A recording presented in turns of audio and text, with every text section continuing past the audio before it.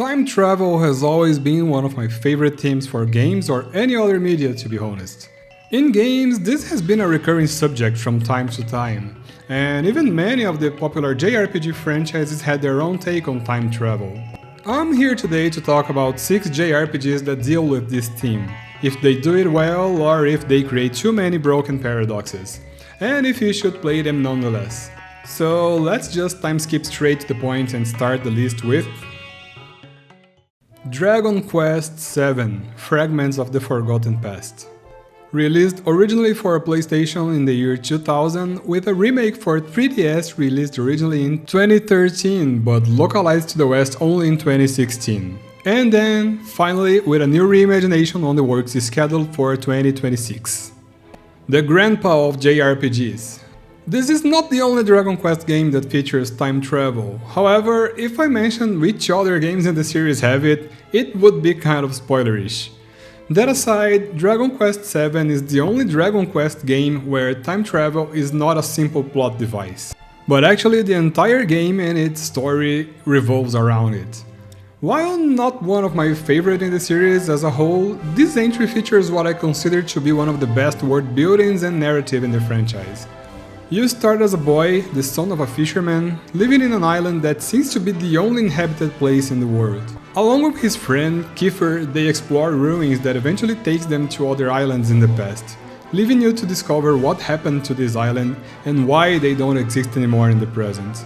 Each new island has its own subplot going. Some are awesome, some may be a little boring, but either way, uncovering the mystery of this world and its past inhabitants while going back and forth in time, seeing how it affects not only the world itself but also the development of your own party members is an amazing experience.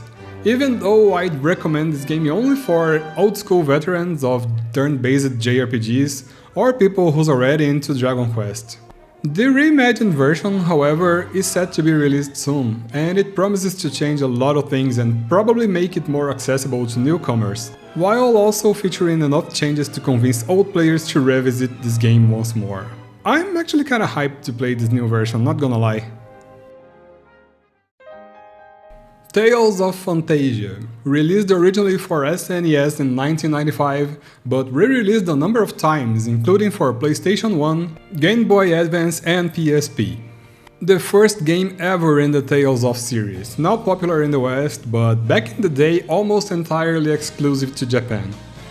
While the time travel part of the game here is more of a core plot device instead of part of the gameplay, everything in the story still happens thanks to it. So I thought it would be fair to include it in this list. Here you'll be in the world of Azalea, where an evil wizard called Daus is about to be defeated. But then he travels 50 years into the future, only to meet with new warriors who will seal him away. This is where the story starts, and obviously he won't stay sealed for long. The hero, Kress or Kless, depending on the version you're playing, will be joined by his friends to try to defeat Daus for good, even if it requires them to travel to other ages to find him. As the first title in the Tales of series, this game deserves a lot of respect for innovating with its battle system. Instead of turn-based or a top-down view action RPG, it features what was called linear motion battle system, bringing elements based on fighting games to the JRPG genre. This was also one of the first times, or actually the first time, I'm not sure, we could hear actual voices in an SNES RPG. Now, of course, the game isn't fully voiced, this wasn't possible back then.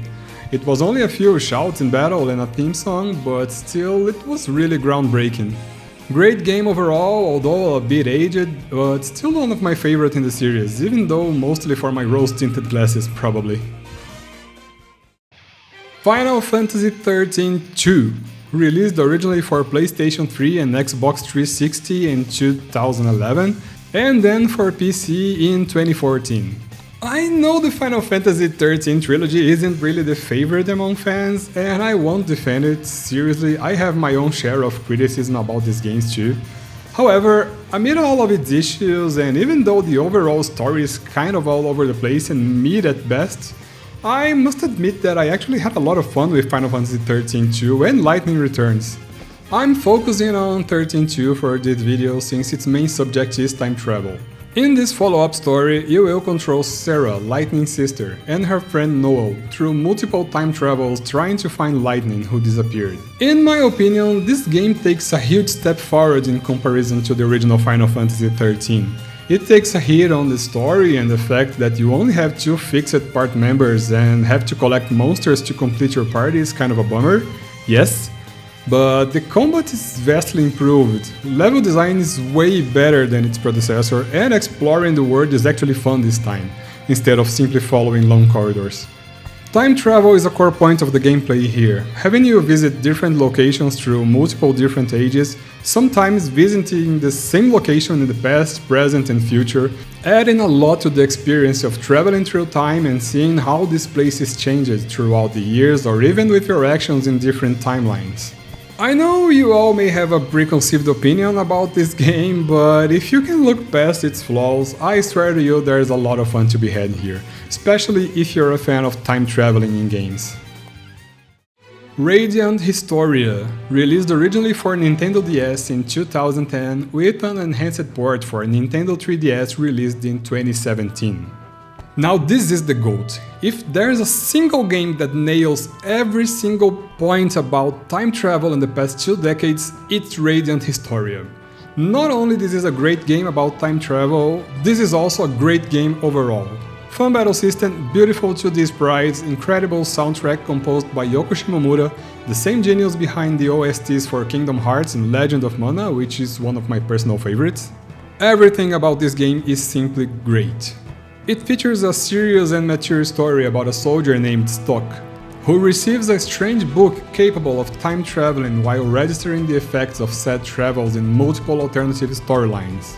Here, not only you will be able to travel back and forth to key points of the story, but also to these different timeline branches according to Stock's action, and you'll have to piece together elements of both timelines to advance in the stories.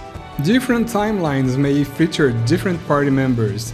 Things that happen in one of the timelines might not happen in the other, changing the course of the story completely. In other words, not only time traveling is a core element of the plot here, but also a core element of the gameplay itself. This is one of my favorite JRPGs of all times, and I would recommend it to every fan of the genre without thinking twice. Chrono Trigger, released originally for SNES in 1995, but since then re-released for PlayStation 1, Nintendo DS, mobile and PC. Of course, this game would show up here. The one game that even 3 decades later is still remembered and almost unanimously considered the masterpiece of the JRPG genre.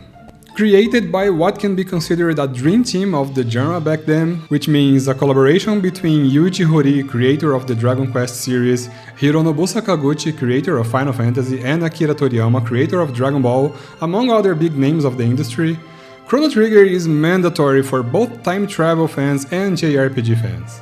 There's not much to be said about this game that hasn't been said by everyone else at this point, but let's go. Everything starts with an accident in a teleport machine created by the genius Luca, who sends a girl called Marley into the unknown. The main character, Chrono, goes after her only to find out he's been sent to the past, thus beginning his time-traveling adventures. A great story with a lot of time traveling, characters from different time periods, and a lot of interaction between past, present and future. I'd probably recommend the DS version nowadays, since it has extra content and doesn't suffer with the long loading times from the PlayStation version. This game and Radiant Historia, in my opinion, are by far the 2 best JRPGs to ever deal with time traveling ever.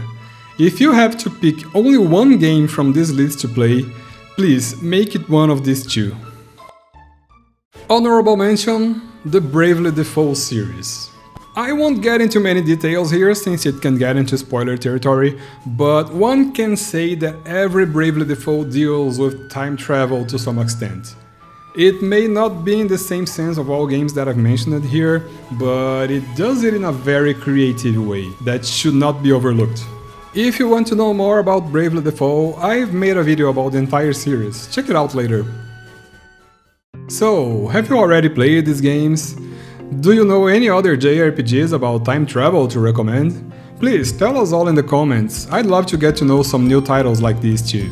Thanks for watching this video, don't forget to like, subscribe and hype it, and if you enjoy my content, please consider helping me through my Ko-fi page, you can find the link in the description. Thanks again and see you next time!